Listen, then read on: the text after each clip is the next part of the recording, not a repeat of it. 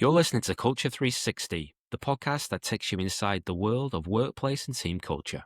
I'm Stu Savage, your host and guide, as we explore the ideas, people, and stories shaping the way we work, lead, and connect. So please subscribe, sit back, relax, and enjoy culture from every angle.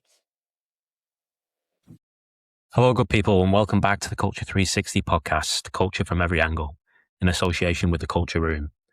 I'm your host and founder, Stu Savage. Here we are, episode 8, Everyday Moments, Hidden Beliefs, Lasting Culture, which is the second solo cast. If you didn't catch episode 6 on emotions, then please give it a listen. However, today, I wanted to take a simple idea and show you why it explains almost everything about culture.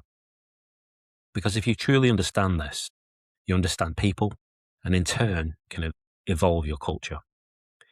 Culture is not just built through intention, it's built through experiences.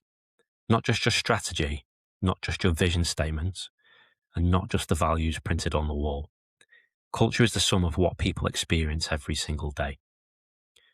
The science, well, there's real science behind this. In psychology, we know that people construct meaning from experiences in their lives. And when those experiences repeat, they form patterns. Those patterns become beliefs, and those beliefs shape everything that follows.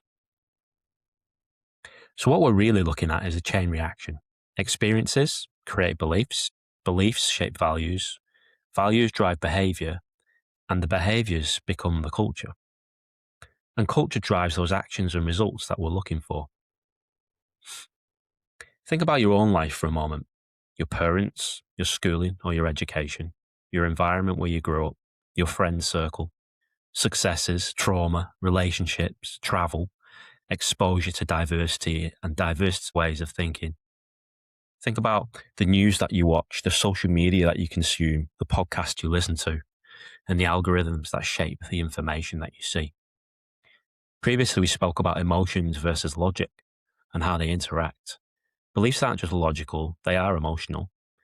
They can come from fear and identity, pride and belonging, can all anchor beliefs more strongly than facts alone. Authority and trust. People tend to believe sources they trust. Parents, teachers, leaders, experts, influencers. And trust can outweigh evidence in many cases. It also forms our identity and our values. Beliefs often become part of who you are. Political, religious, moral beliefs can tie your identity, making them harder to change. And then think about your stages in life and changes over time. Beliefs evolve. So what you believed at 18 may differ from 30 or 50 due to new experiences, responsibilities, or exposure to different perspectives. It goes beyond that though. Every belief you hold about trust, leadership, failure, success, life, it all comes from experiences. Let me bring this to life. When Satya Nadella took over at Microsoft, the culture was tough. Internally competitive, siloed. People didn't feel safe not to know. Now here what's interesting. He didn't start with values. He changed the experience. He modeled curiosity. He admitted when he didn't know, and he encouraged learning. And slowly people experienced something different. Openness, safety, curiosity. And from that a belief formed. It's safe to learn here. And that belief transformed one of the biggest companies in the world, Microsoft. Now bring it close to home. You're in a meeting, you share an idea, and someone shuts it down. Or even worse, they ignore it. What belief gets created in that moment? Don't speak up? Same mechanism, just a different experience. Beliefs also shape values. Here's where it gets subtle.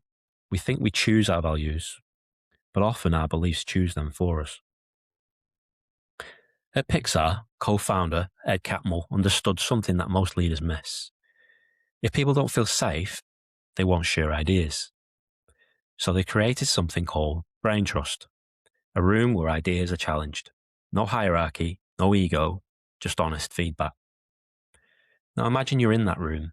Your idea gets picked apart, but you're respected, you're heard, you're safe. What belief does that create? It's safe to share imperfect ideas. And from that belief, a value emerges. Creativity, openness, candor. Not because it's written down, but because it's experienced. Values drive behaviour. Now we see behaviour because values don't stay internal, they show up. Take Manchester United under Alex Ferguson some time ago now. One thing was non-negotiable: standards. Doesn't matter who you are, a young Wayne Rooney, a superstar like CR7 Ronaldo, or even an icon like David Beckham wasn't exempt. So what did players experience? High expectation, accountability, consistency.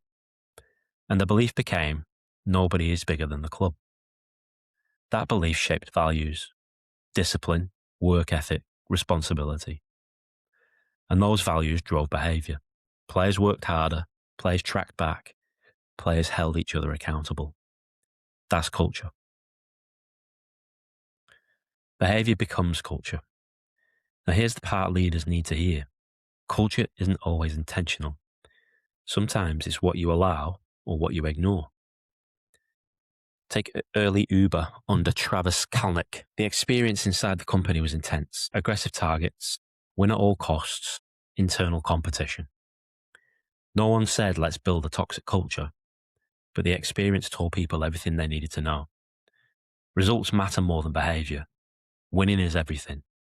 And the belief became, it doesn't matter how you win, just win. And from there, the behaviours followed, the culture followed, and eventually the consequences followed. Culture drives results. This is why culture is not soft. It's not a nice to have. It's a need to have. At Microsoft, the culture shift was to innovation. At Manchester United, the culture shift to standards and dominance. At Pixar, the culture shifted to creativity and innovation.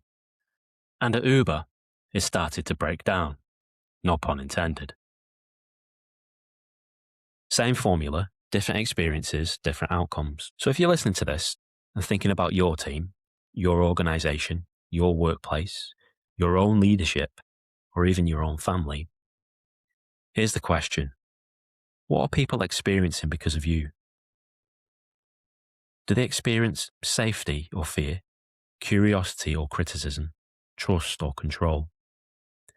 Because those experiences are shaping beliefs, and those beliefs and values are shaping your culture. Culture isn't just built in workshops. It's built in everyday human moments, the meeting, the conversation, the reaction. And whether you realize it or not, you're creating those moments every single day. So the real question is, what kind of culture are you creating, one experience at a time? This is Culture 360, culture from every angle. I'm Stu Savage. Thanks for listening. If you enjoyed the Culture 360 podcast, and like me, you geek out on leadership and organisational culture, then please smash a like, subscribe, and share the podcast. Also, if you have any feedback or ideas, or you'd like to get in touch, then please connect with the Culture Room at thecultureroom.co.nz or on our various social media platforms. Thanks for listening.